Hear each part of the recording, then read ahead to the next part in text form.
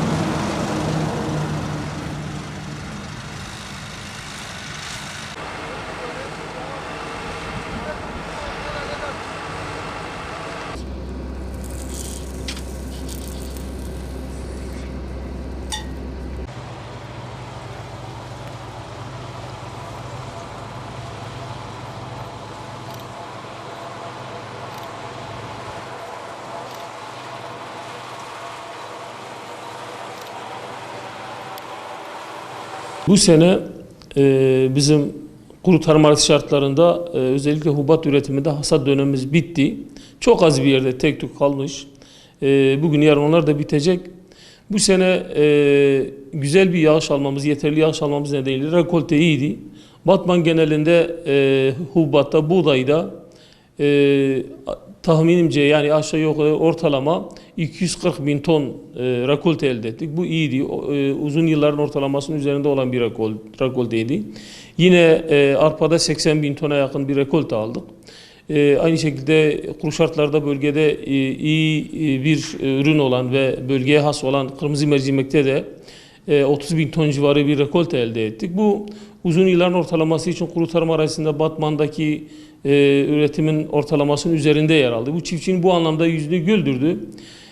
Yalnız işte hububatta özellikle buğdayda fiyatlar sene başından beri açıklanan fiyatlar, Haziran ayında açıklanan fiyatların yetersiz olduğunu o zaman da söylemiştik, yine söylüyoruz. Çünkü 16.750 baş fiyat açıklandı, müdahale fiyatı açıklandı, ancak Toprak Mahsulleri Ofisi'nde işte vergiler, kiralar şu bu düşünce çiftçinin eline 14.500 TL ton başına kalıyor. Bu da tabii ki gerçekten çiftçinin tarımsal üretimdeki zararını yeterince, hani kar marjını yeterince elde edemiyor. Bu çiftçi yani zarar etmemesinin yanında kar etmesi de yeterli değil çiftçinin, çünkü onunla yaşamını idame etmesi lazım.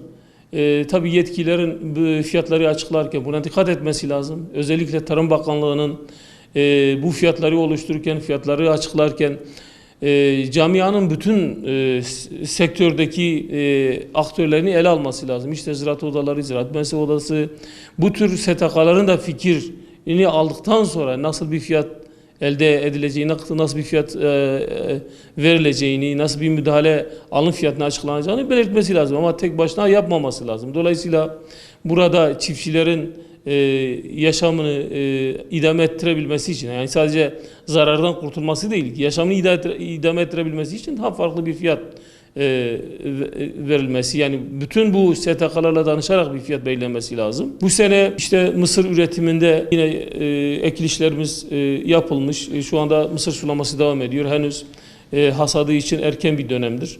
Umarım ki aynı hububatta gördüğümüz rekolteyi onda da görürüz. Yani çiftçilerimiz bu şekilde Mısır'da da alım fiyatlarında yine bir açıklama yapılırken dediğim şekilde bir yol izlenmesinin uygun olacağını düşünüyoruz. Dolayısıyla hani çiftçinin sesini, çiftçinin sorunlarını daha net duyulabileceğini düşünüyoruz. Bugün Türkiye'de çiftçinin yaş ortalaması neredeyse 60'a dayandı. Bu gerçekten kırsalda tarımsal üretim yapan insanlarımızın kırsalda tutulabilmesi açısından bir çan sesidir. Yani bu çan çalıyor, bir tehlike arz ediyor. Yani bu gidişle biz çiftçiyi kırsalda tutamayız. Yani dolayısıyla bu noktada tarım politikalarının biraz daha değerlendirilmesi, gözden geçirilmesini talep ediyoruz. Bu tarımsal üretimi kabul ediyoruz. Yani bugünün sorunu değil, yüzyılların sorunudur. Ama daha uzun politikalarla, daha uzun vadeli planlarla bu sorunların çözülmesi gerektiğini, çiftçilerimize bu noktada destek olunması gerektiğini düşünüyoruz.